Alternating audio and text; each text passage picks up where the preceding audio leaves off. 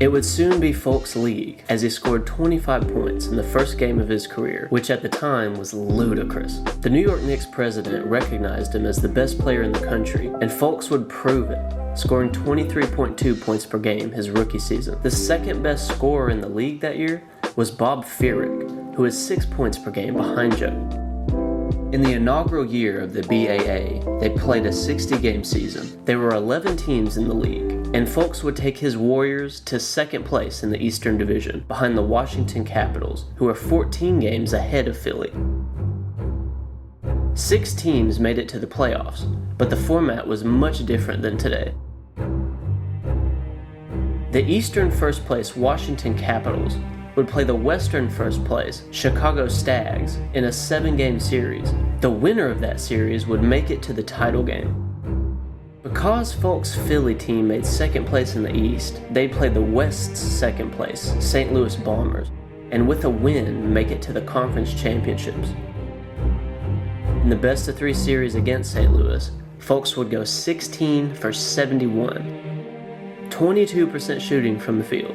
But with 16 points a game, he led his Warriors to a series win 2-1 over St. Louis.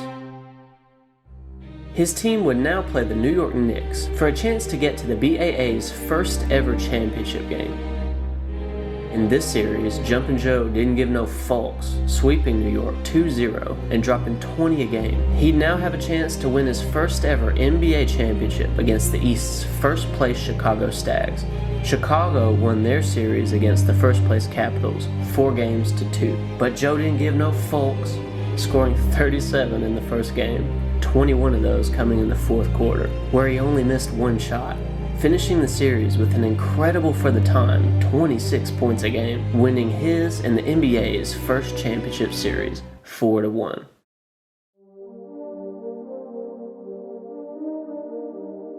Joe shot 74% from the free throw line, but field goal percentage wasn't tracked in the series. The reason I bring up Fulks' field goal percentage, like Kobe, Joe was not about passing the ball. You may call him the league's first ever black hole. He shot 30% from the field in the 46-47 championship season, in a league where players shot the ball at 27.9%. And in the very next year, he'd shoot a career low 25%, which was a little lower than the league average.